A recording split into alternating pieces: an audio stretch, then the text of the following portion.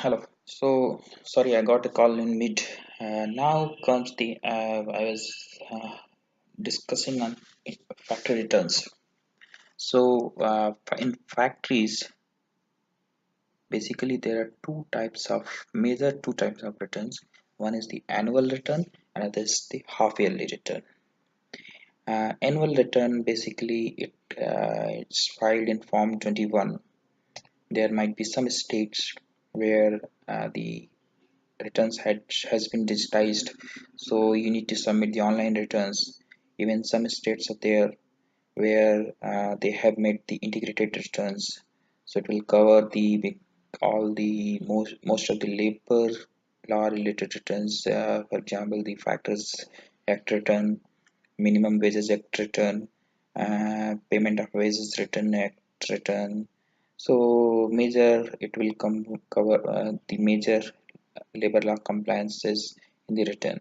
In some of the states, it's individual returns, either online or offline. So, factory annual return basically it contains information with respect to the current occupier, uh, number of laborers, number of female laborers, number of male laborers, uh, it's information with respect to the canteen, information with respect to the shelter room or restroom, toilets. So these are the basically informations. These are the some of the informations which is covered in the annual returns. Annual returns, uh, same is covered in the half yearly returns. So annual returns, they it needs to be filed, and the dates might be different from different states by the notification, but most of the cases it will be 15th January for the last calendar year. So for example, for calendar year 2018, they need to file the return by 15th January 2000, before on or before 15th January 2019.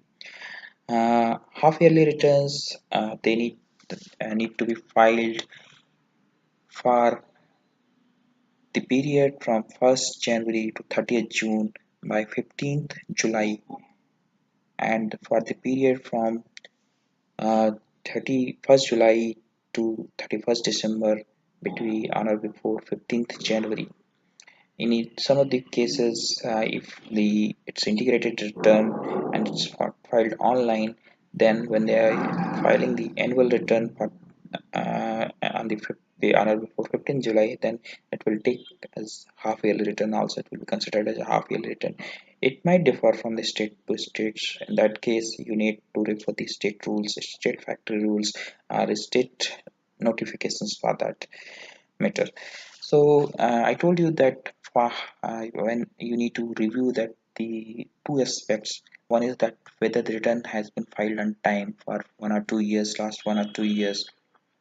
Another thing is that uh, whether the information in the return is correct.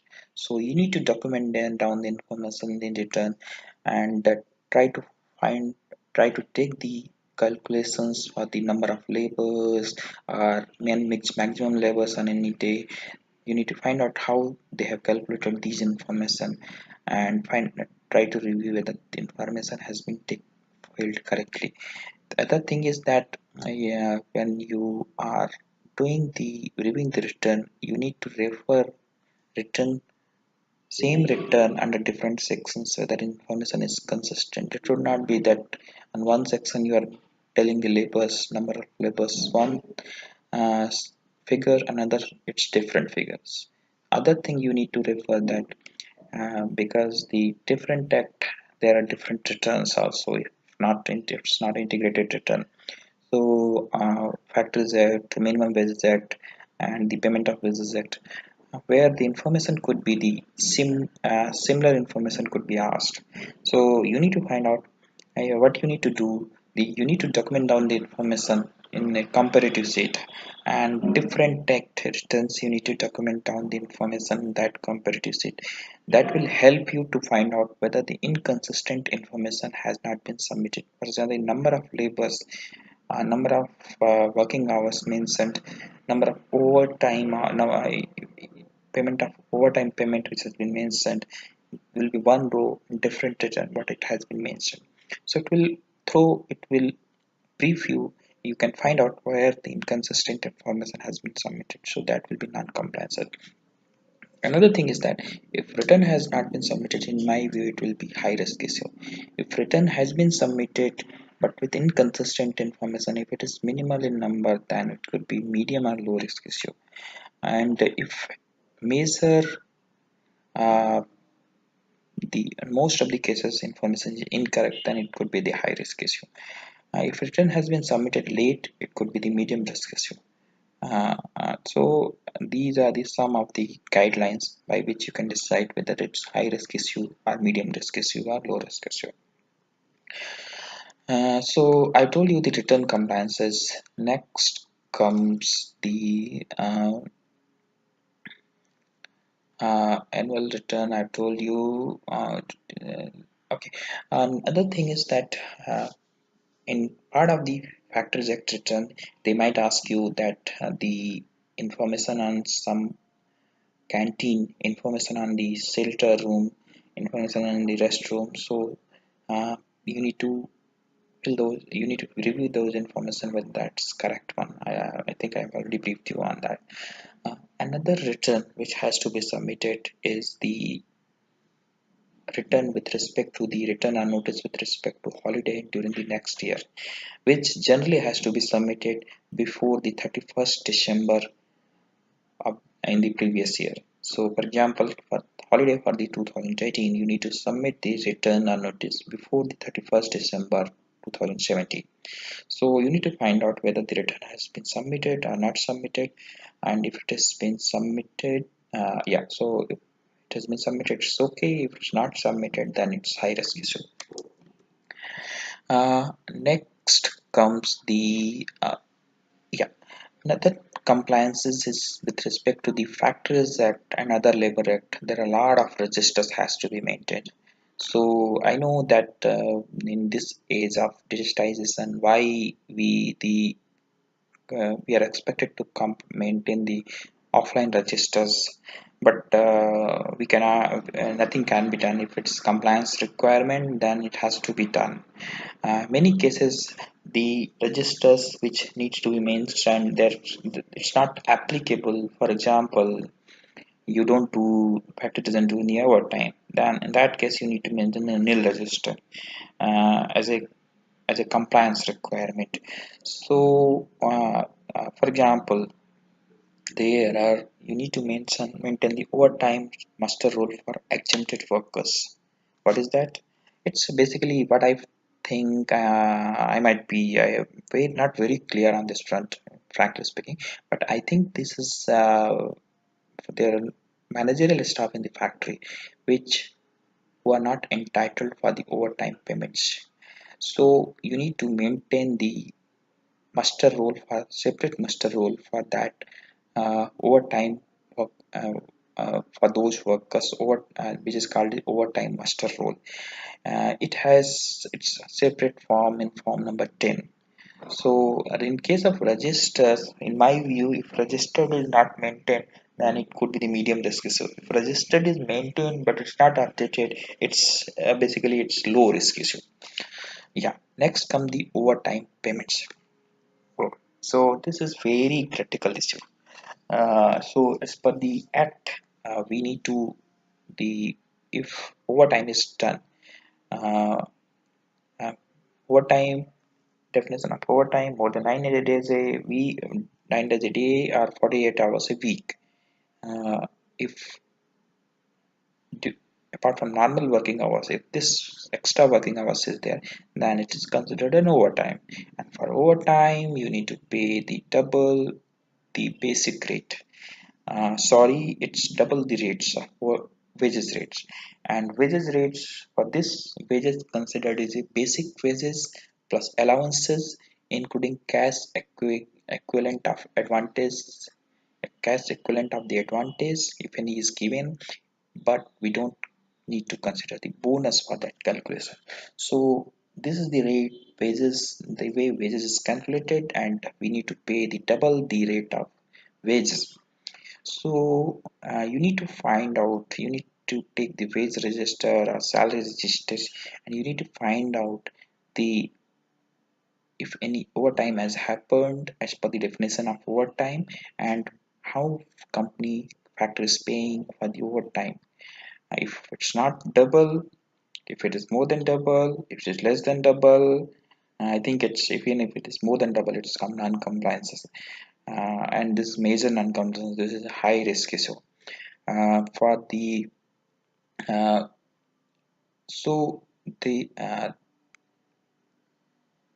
there's no doubt this is high risk issue, and this the factory has to ensure compliances as far as this concerned. Uh, for overtime, there's one more aspect which we need to check: overtime hours. So overtime hours, as per the Factories Act, it could not exceed 50 hours in a quarter for any of the workers. So just take uh, the attendance register where the hours and time is recorded, or just to try to find out in a quarter whether the overtime workers for any of the workers is exceeding 50. If it's not non-compliances, if it's exceeding 50, then it's clear cut non-compliances, and it's a high risk issue. In overtime also, again, there's one more aspect: overtime slips. So act expect the factory to give overtime slip in duplicate to the worker, where the exact period of overtime work is mentioned, and this slip has to be given after completion of the overtime work each time. So check whether this is happening. If it is happening, review in some of the cases, because it's duplicate, so one copy will be with comp factory whether it has been given, and if it has not been, it's not been given, it's non-compliances, clear cut non-compliances, and it's high risk issue. Yeah, so overtime related compliances as of now for Factories Act is now completed. Now comes the uh, environment sorry worker safety related compliances. I know you might wonder why it's part of Factories Act, but it's because it's part of the Factories Act requirement, so I'm putting it here. So it comply that there should be first aid box, and it has to be sufficient number of first aid box. It doesn't give the definition of sufficient number, but you can just uh, according to your judgment. And first aid box should be marked, should have the white background, and red cross should be printed in that. Just check whether it's there.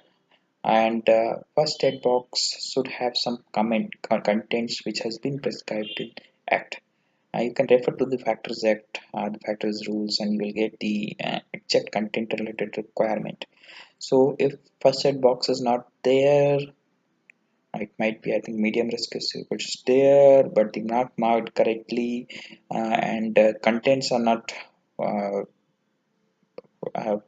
contents are not sufficient in number, then it could be the low risk issue.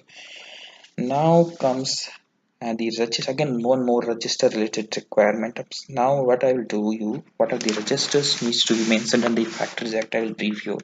So one register is the lime washing register, lime washing, color washing, varnishing register. So wherever such thing is done, it has to be recorded in the lime washing register, which has to be in Form 7. Uh, Check whether this is maintained and whether it's updated. Regarding period of another register is the register regarding the period of work for adult workers. So it's maintained in the Form 20, it has to be maintained in Form 12, and it basically mentions the for what period for each labor it might have be maintained. It's not separate register, but for each labor there will be pages, and when the labor joined, when the labor left, and certain other details. So check whether this register is maintained. Register regarding the leave with wages. So basically, it's if wage workers have come in during the leave time, holiday time, then they need to be provided the wages. So to ensure proper accountability from factory side, they need to maintain register in Form 15. check whether this is maintained. Muster rule they need to maintain, where the attendance be present absent has to be recorded in form 12. Another register has to be maintained, register of wages. So it could be maintained in the computerized form, and it calculates the wages for each worker monthly wise. So it has to be maintained in form 17. Check whether this is maintained. Uh, Register regarding the details of compensatory holiday. So compensatory holidays means the if workers have come during some certain holidays period, then they need to give the compensatory holidays. So check whether this is maintained. This is basically to ensure accountability from the company side, that they are giving the compensatory holidays to the workers, and this has to be maintained in form 9. A register of adult workers. So whoever the adult workers is there, register of child worker complaint by the child workers, then they need to maintain the register in form 14. So basically this gives the details of the each worker, and it has to be maintained. It uh, Again, I didn't tell you at the time of the display thing. There's notice of period of work of adult has to be children, has to be displayed and maintained in form number 11 and 13. Health register, basically in some of the companies where the hazardous operation is done, then they need to maintain the health register, which where entries has to be done for the medical checkup which is done, and the it has to be done by the certifying civil surgeon. So it has to be maintained in form 17. Register of adult male workers, which who are doing more of a technical work. For example, the shift lubrication, carry out mounting or shifting of belts. Humidity register in some of the industry, which is where certain humidity level has to be maintained. The reading of they need to maintain in the register in form number 6, where they need to mention the reading of hygrometer in each day. Hygrometer basically measures the humidity level. um, so these are basically, I think I have completed the registers. One more thing, bound inspection book they need to maintain. So whenever the factory inspector visits, then he or she enters their inspection results in the bound inspection book, and the company is expected to maintain the bound inspection book and take the entry from the inspector whenever the visit happens. So this bound inspection book has to be maintained in I think in form bound inspection. Okay, you can refer from the factory check whatever the bound inspection book form is there. I'm not getting as of now.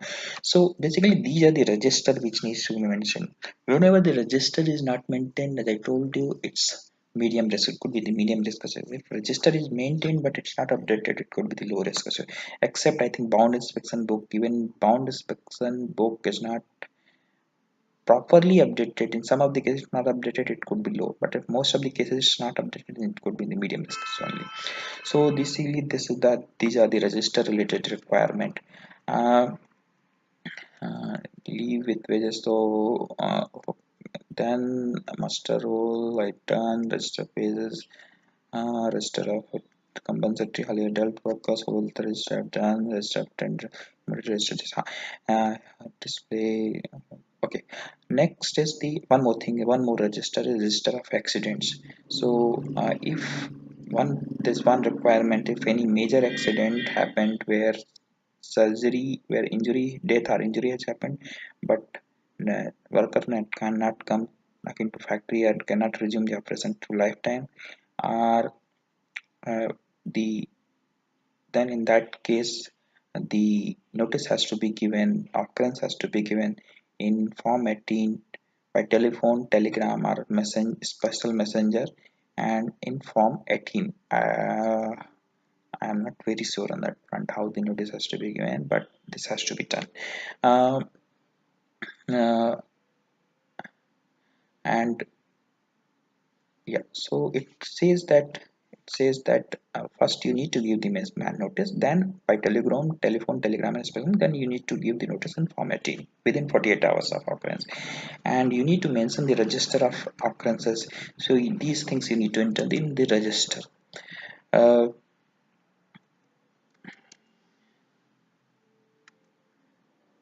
Okay, now comes the report of unit external examination of the pressure vessels.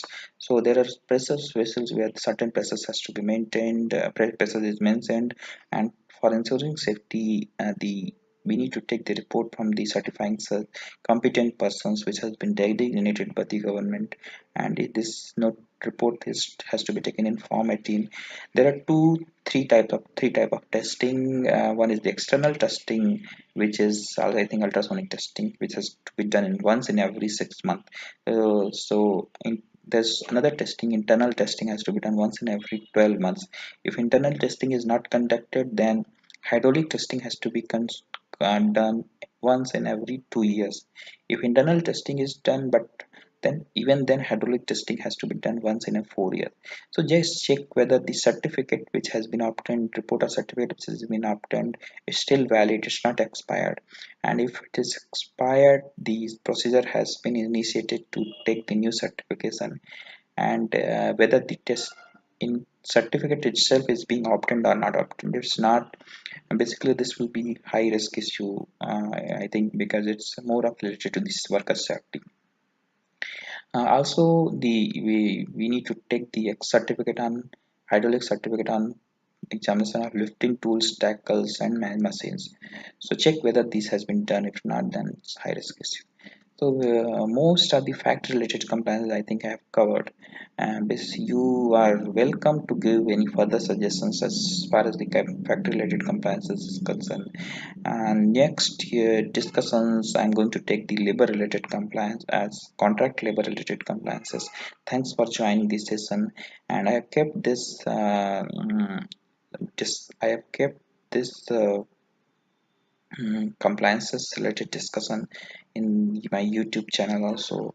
You can always refer to that, and also in my website also in the website junic.org, and I've kept the link of the YouTube channel and the link of this video. And thanks for joining. Thanks for your patience.